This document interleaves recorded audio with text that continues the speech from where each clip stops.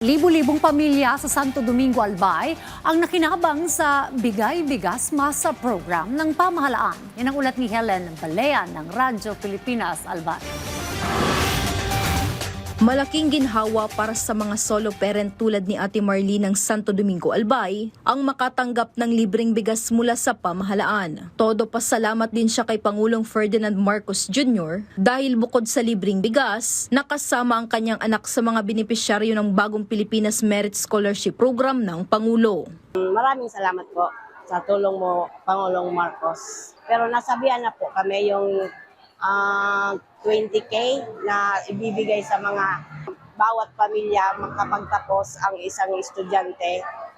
Sa tulong po ni BBM, nakamit po namin yon. Maraming salamat po sa inyo, Pangulong Marcos.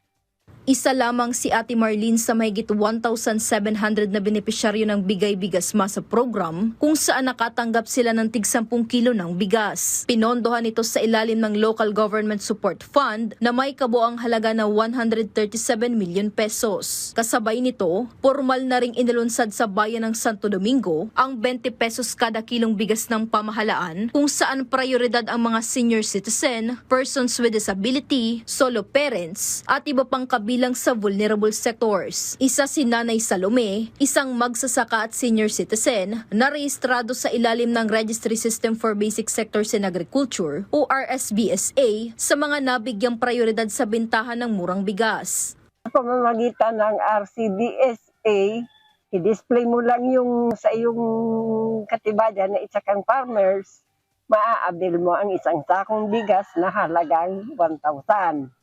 Kaya malaking tulong ni BBM sa mga magsasaka. Lubos din ang pasasalamat ng Santo Domingo LGU sa national government dahil maraming residente rito ang natutulungan ng mga ganitong programa.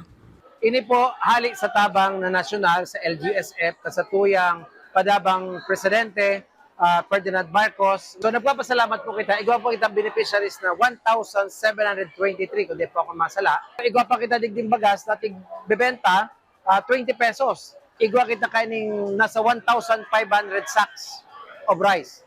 Kabilang ang bayan ng Santo Domingo sa 18 bagong redemption outlets ng Benting Bigas Program sa Albay matapos ang dialogo ng National Food Authority o NFA Bicol at ng pamahalang panlalawigan ng Albay upang mapalawak ang akses ng mga Albayano sa abot kayang bigas.